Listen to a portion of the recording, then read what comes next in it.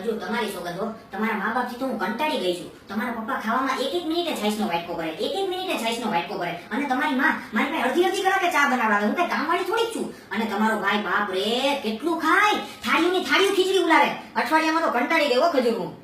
એક મિનિટ લાલો આવ્યો છે, થોડી વારમાં ફોન કરું. જય માતાજી જીગી માસી, જય માતાજી લાલા. કેમ આ બાજુ આવવાનું થયું? આ તમારી મમ્મી જો નો કરે એટલું ઓછું હો, રતાળા મોકલી દીધા. લ્યો લે, આ સકરિયું મારી પાસે આવતા હોય ફાટી ગયું. અરે મમ્મી હું જરૂર હતી સકરિયાની? જીગી માસી ઈ બધું તો છોડો, ખજૂર કુમારના પરાક્રમ સાંભળ્યા કે નહીં?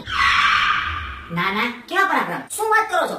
ઇન્સ્ટા ને ફેસબુક માં ફોટા જોવો તો ખબર પડે. 3 દી પહેલા થાઈલેન્ડ માં હતા ને કેવા કેવા ફોટા મૂક્યા છે. બાપ રે બાપ, સેન્ડવિચ ને ચોકલેટ ને. હવે ચોકલેટ ને સેન્ડવિચ ના ફોટા તો મૂકીને એમાં શું છે? માસી તમે દિલના બહુ ભોળા હો. અહીંયા થાઈલેન્ડમાં સેન્ડવિચ ને ચોકલેટ ને ખાવાની ન હોય. અહીંયા બોલી બહારની બાયું હોય ને ઈ આમ રબડી રબડી મસાજ કરી દે સેન્ડવિચ ને ચોકલેટ ને એવા. ને ખજૂર મસા તો પાછા થાઈલેન્ડ થી દુબઈ પીધા છે. દુબઈના કાયદા કાનૂન તો બહુ વગરા હો માસી. તમે સંભાળી લેજો તમારી રીતે. હું જાઉં છું હવે, મારા ટ્યુશન ચાલુ છે, ગીતાના નાવ જેસન નું શૂટિંગ ચાલુ છે. જય માતાજી. ના ના હો, મારો ખજૂર બીજી બાઈ પાસે જાય જ નહીં. તો મમ્મીને રાજકોટ ફોન કરી લઉં. હલો મમ્મી, આ તમારો ખજૂર કુમાર તો થાઈલેન્ડમાં જઈને મસાજો કરાવે છે. મસાજ શરીર માટે સારું કે? રમીલાબેન તમારી આઈ છે. શું ખજૂર કુમાર અને મસાજ? ઈ તો બહુ ભોળા લાગતા હતા ને. પણ મમ્મી મસાજમાં થાય શું? મને તો બોલતાય શરમ આવે છે, પણ તોય તને કહી દઉં. આ બહારની બાઈ હોય ને આપણા માણસોના શરીર પર તેલ ચોપડીને શરીર લોટ જેવું ઢીલું કરી નાખે. બસ મમ્મી, હવે મારાથી નથી સંભળાતું.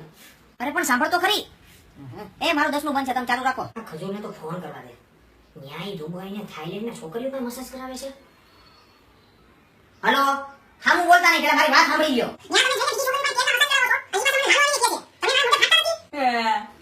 આવું કરતા પહેલા તમે મરી કેમ ન ગયા? ખજૂર તમને તો કીડા પડવાના છે. ઉપરવાળો બધુંય જોવે છે.